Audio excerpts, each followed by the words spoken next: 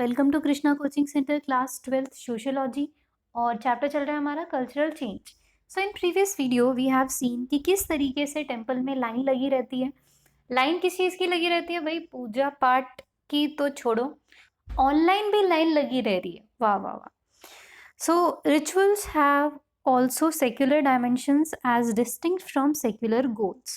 They provide men and women with occasion for socializing with the peers and superiors, for showing off the family wealth, clothing and jewelry. बहुत sociology कई बार ऐसी बातें कर जाती है ना जो सीधा दिल पे लगती है, टक करके। किस तरीके से टक करके दिल पे लग रही है कि ये क्या कह रहे हैं कि जो रिचुअल्स होते हैं वो शुरू किस कंटेक्स्ट में हुए थे कि सोशलाइजिंग करेंगे, लोगों से मिलेंगे जुलेंगे, हमें अच्छा लगेगा। बट धीरे धीरे क्या हुआ कि इससे जो मेन और वुमेन है वो शो ऑफ कर सकते हैं। किस तरीके का शो ऑफ कर सकते हैं? वहां पे वो अपना पैसा दिखा सकते हैं।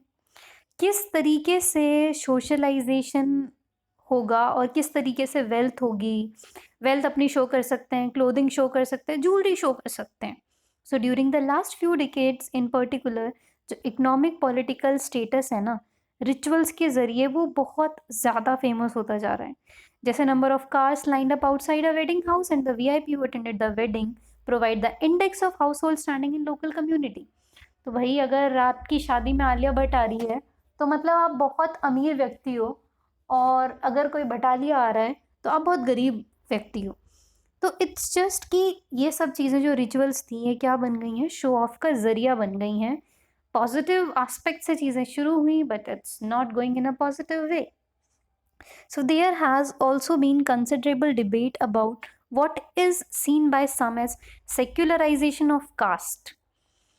What does this mean? In traditional India, caste system operated within a religious framework. Belief system of purity and pollution was central to its practice. Today, it often functions as political pressure group. Contemporary India has seeks such formation of caste association and caste political parties. Things doesn't started like this. चीज़ें ऐसी थी नहीं, चीज़ें ऐसी बना दी गई हैं। पहले जो भी सिस्टम था, जैसे भी था, चीज़ें बदली, बेहतर हुई। बट आज के समय में हम देखें ना तो कास्ट कुछ भी नहीं है। कास्ट एक पॉलिटिकल प्रोपेगेंडा है। पॉलिटिकल पार्टीज इसके ज़रिए क्या कर रही हैं? लोगों में दरारें पड़वा रही हैं, फूट पड़वा रही हैं और अपना उल्लू सीधा कर रही हैं। So they seek to press upon the state their demands. Such a change role of caste has been described as secularization of caste. जैसे ये बॉक्स दे रखा है, इसके अंदर बॉक्स क्या कह रहा है कि everyone recognizes that the traditional social system in India was organized around caste structure and caste identities. देखो सब लोग क्या रिकॉग्नाइज कर रहे हैं कि जो ट्रेडिशनल सोशल सिस्टम है ना इंडिया का, वो किस तरीके से ऑर्गेनाइज्ड है। वो caste structure and caste identities के अराउंड ही ऑर्गेनाइज्ड है। So in dealing with the relationship between caste and politics, however the doctrinaire moderniser suffer from a serious xenophobia. हाँ, देखो सिंपल सी बात क्या कह रहे हैं कि जो सब ये मुद्दे हैं कास्ट के, ये सब पॉलिटिक्स में फ़ायदा कर रहे हैं। और ऐसा लग रहा है कि इन सारी डॉक्ट्राइन की वजह से बहुत सीरियस जेनोफोबिया, लोगों से डर लगने लग गया है लोगों को। He begins with the question is the caste disappearing? तो एक क्वेश्चन पूछा जाता है कि क्या कास्ट डिसअपियर हो रही है? Now surely no social system disappear like that. एक more useful point of departure क्या होगा कि what form is caste taking under the impact of modern politics and what form is politics taking into caste oriented society. तो question ये नहीं बनना चाहिए कि खत्म हो गया है सिस्टम के, नहीं। क्वेश्चन तो ये है कि ये जो चीज़ें हैं इसका इम्पैक्ट क्या पड़ रहा है मॉडर्न पॉलिटिक्स पे, and what form of politics जो है वो कास्ट ओरिएंटेड सोसाइटी में देखने को मिल रही है।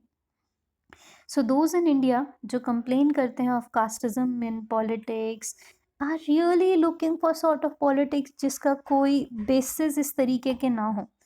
सो we have seen many political leaders who talk about caste, who talk about these everything, but there are very few who really talk about the development, the education system, the jobs problem. So we don't need any like caste system and all, हमें ज़रूरत ही नहीं है। India में हर व्यक्ति शांति चाहता है, और जहाँ पे उसको शांति मिलेगी ना वो कोशिश करेगा उधर जाने की। बट चाहना और मज़ा आना अलग चीज़ है। चाहते हम शांति हैं पर मज़ा हमें इन्हीं मुद्दों में आता है। ये चीज़ का फ़ायदा जो है वो कई पॉलिटिकल पार्टीज़ उठा लेती हैं। So politics is a competitive enterprise. इसका पर्पस क्या है? इसका पर्पस है acquisition of power for the realisation of certain goals, and its process is one of the identifying and manipulating existing the emerging alliances in order to mobilize and consolidate positions. जो important thing है वो है is organization and articulation of support, and where politics is mass based, the point is to articulate support through organization in which the masses are to be bound. So it follows where the caste structure provide one of the principal organization culture along the bulk of population to found live in. Politics must strive to organize through such a structure. तो कुछ भी नहीं, connect करने की कोशिश करी है caste structure को। तो कास्ट स्ट्रक्चर शुरू किसी और मुद्दे पे हुआ था, बट ये कंटिन्यू किसी और मुद्दे पे हो रहा है, और उसका फ़ायदा, खैर नुकसान बहुत ज़्यादा है, फ़ायदे सिर्फ एक ही चीज़ को होता है, वो है political party. So politicians mobilize caste groupings and identities in order to organize their power. So where there are other type of group and other basis of association, politicians approach them as well. And as they everywhere change the form of such organization, they change the form of caste as well. So politicians के हाथ में जो है वो सब हो गया है, कठपुतली बन के रह गए हैं कई सारे लोग, and it feels so bad कि uneducated people they really don't know, but the educated ones जिनको बहुत शिक्षा जिन्होंने प्राप्त करी है वो भी इस चीज़ों में फंस जाते हैं। तो they need to open their eye and understand what's really happening in our society and stand for the correct thing. So conclusion क्या है इस चैप्टर का? So this chapter has sought to show the distinct way कि social change किस तरीके से India में प्लेस हो रहे हैं, चाहे वो कॉलोनियल एक्सपीरियंस हो जिसका बहुत खतरनाक कॉन्सिक्वेंसेस रहे हैं, आज भी रहेंगे, हमेशा रहेंगे।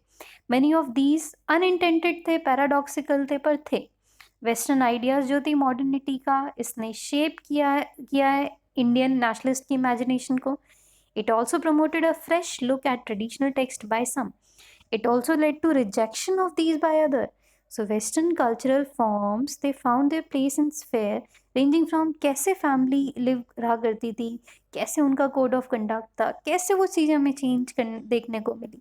So should men, women, children have to artistic expression.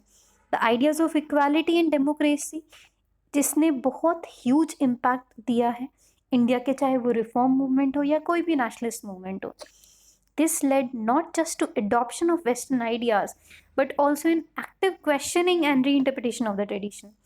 तो मॉडर्न आइडियाज़ की वजह से, मॉडर्न ख्यालों की वजह से हमारे अंदर एक एक्टिव क्वेश्चनिंग स्किल्स आए, रीइंटरप्रिटेशन किया हमने ट्रेडिशन का.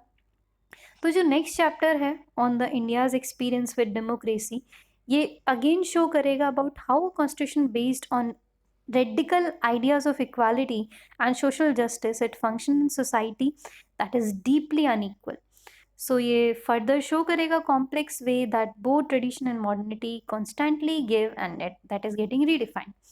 So this is all about this chapter. We will start our next chapter in our next video. That is the story of Indian democracy. तो इसको हम शुरुआत करेंगे अपने अगले वीडियो से. Thank you so much.